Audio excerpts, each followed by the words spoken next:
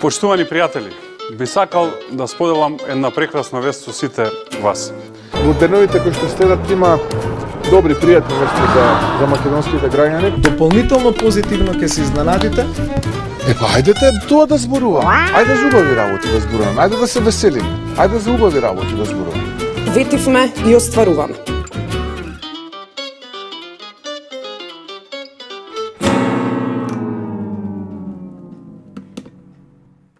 Добро вечер, гледате Срекни вести на Инфомакс. Помине една многу убава недела. Како во секој нормален свет, така и кај нас. Се протестираше зошто државата не дозволува возење без возачки дозволи. Сакаат тие што не положиле да возат исто како мене, како тебе, како сите. Некој ако не земи возило, да знаете ќе има и тепачки убиства.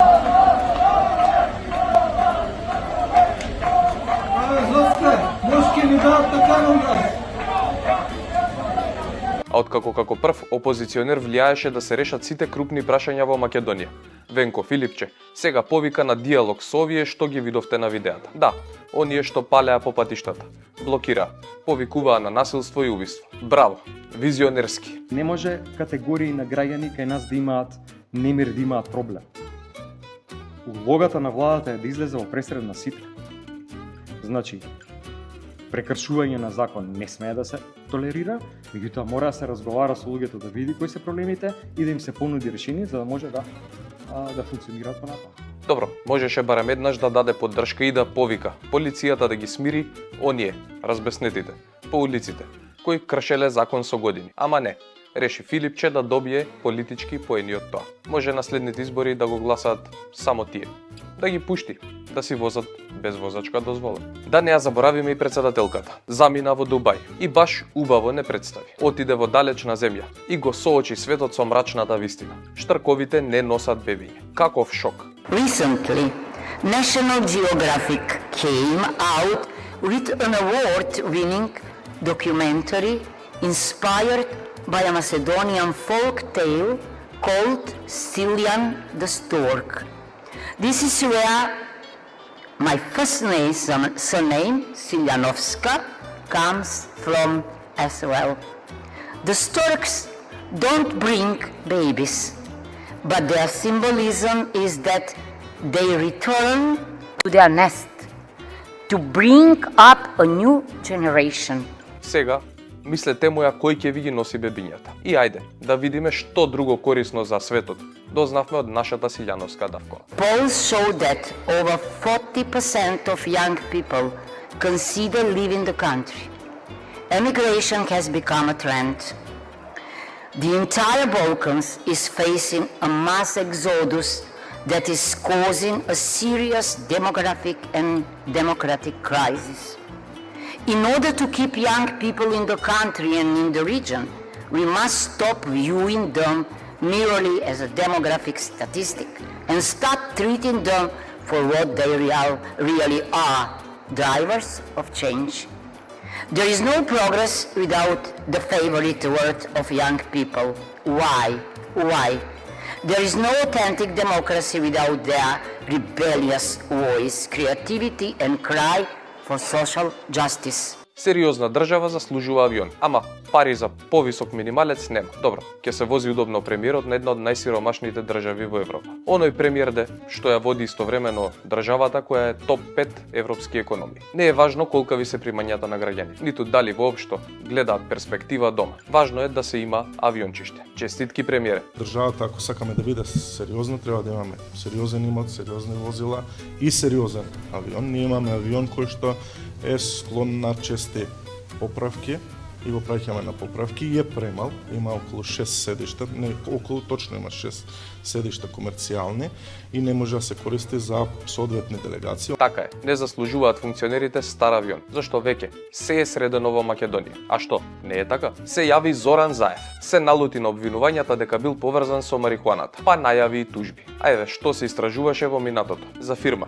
за која Заев како премиер се изземал од гласање на владина седница. Украле околу 2 тона марихуана одгледана во погон на Херб Индустри во Валандовско Јосифово.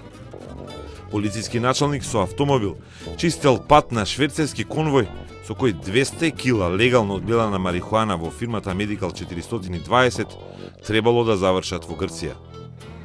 тон и 600 килограми марихуана се одземени од фабрика во Струмичко, затоа што канабисот не се евидентирал соодветно и законски. Како да нема записи, како само гласот на овој пензионираниот да е најважен, а не е ниту малку. И наместо одговори кон луѓето, добивме видео од премиерот, министерот за внатрешни работи и директорот на Бирото за јавна безбедност, како биле во посета на марихуаната. Бирото за јавна безбедност и се останатиот тим од Министерството.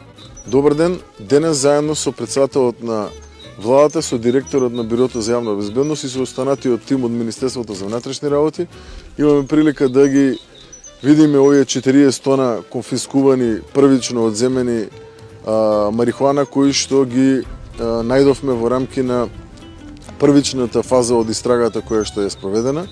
Станува збор за марихуана која што е констатирана од страна на комисијата при Министерството за здравство дека е произведувана, складирана, чувана и така натаму надвор од оние утврдени протоколи врз основа на кои што требало да биде спроведена целокупната постапка. Еве и премиерот кажува, може да се стигне до заплена од 100 тони, ама за виновниците ќе почекаме да избегаат. Па неколку десетици тони, не би се изненадал ако дојдеме и до 100 тони на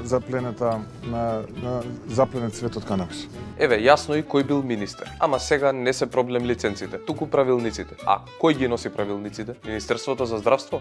А јасно е кој бил. Мислам, можете да претпоставите дека во одреден период министер таму е и Венко Филипче. Но лиценците се една работа, а втора работа е што е донесен правилник, кој што е по правно ниво под законот, односно е подзаконски акт, со кој што се дозволува практично да се произведува цветот канабис кој што не ги задоволува GMP нормите. И тоа биле свесни дека тоа ќе се случи. И ако не ги задоволува тие норми, логично е дека со неговото користење или во процесот на екстракција, маслото кое што се произведува не може да биде лиценцирано и да се најде во продажба, односно да биде пуштено во промет. Тоа било многу јасно и на тие кои што го носеле тој правилник. Сега вистинското прашање е кој бил мотивот да се донесе таков правилник ако вие знаете дека не можете да го постигнете квалитетот за да произведете масло кое што ќе се продава на пазар и кое што ќе ги исполнува нормите. И тука треба да се направи една озбилна истрага, но ова е само почеток. Ова е само почеток од тоа што го имаме како индици, но и од тоа кое што Министерството за внатрешни работи го врши во истрагата, одредени телефони, одредени разговори и така натаму друг тип на докази, работата ќе биде многу поголема. Ало луѓе, зборуваме за над 40 тони марихуана. Тони, не килограми. Треба одговорност веднаш. Кој да е виновен? Пратеничката Дафина Стојановска објави видео од председателот на ССМ како си ги зема децата од училиште со автомобил кој вели дека е службен на синдикатот, а барал од пратениците додат пешна работа. Срамота. За пратеничката не за Трендафилов. Заборавила дека постои член во кривичниот закон за неовластено снимање.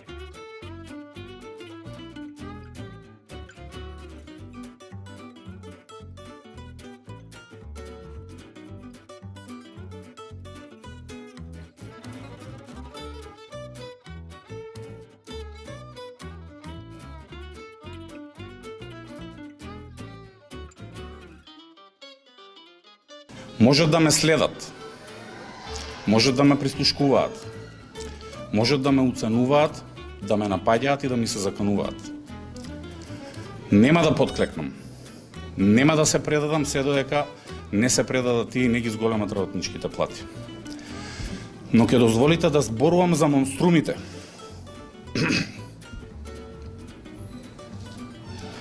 Оние кои не се под детските кревети. Оние кои седат во пратеничките клупи, кои ги гледате во кафичите, кои ги среќавате на улица, кои ги имате во партијата, кои снимаат малолетни деца. Монструмите не се само на телевизија. Монструмите се покрај сите нас. Министерството за внатрешни работи, министерот за внатрешни работи, обвинителството, треба веднаш да превземат мерки против пратеничката Дафина Стојановска. Истата Дафина, која некоја познава како богаташка. која ми ги објави малолетните деца, за да можат сите да ги оцрнуваат и на таков начин да му оценуваат. Дали сега со ова треба магично да ги изедначиме земањето од училишта на деца со земањето на патни трошоци кои се мерат во илјадници евра? Срамно е да се користат деца како диверзија за покачување на минималната плата на работниците. Но, кога се нема факти и аргументи наспроти барањата, очигледно се е дозволено. Пак се скараа министри од владата која е функционална и сплотена. И премиерот ги искара да се смират одма. Еве сега дури не му е проблем ниту полагањето на правосуден испит на албански јазик. Тоа што порано беше многу голем проблем. Значи, ние мораме овој процес на полагање најпрвин да го утврдиме со закон. Законот ваков како што е не дозволува таков тип на полагање. Јас сум подготвен да тоа го регулираме со закон. И тоа не само за албанскиот јазик, туку и за јазиците на сите делови народи кои што се споменати во преамбулата. И на вистина не е проблем јазикот. Проблем е кога она што се користело за подгревање на етнички тензии сега може да пројде како најнормална работа, според уставот и според законот. Тоа беше се за ова издание на Среќни вести. До следната недела. Да зборуваме за убави работи.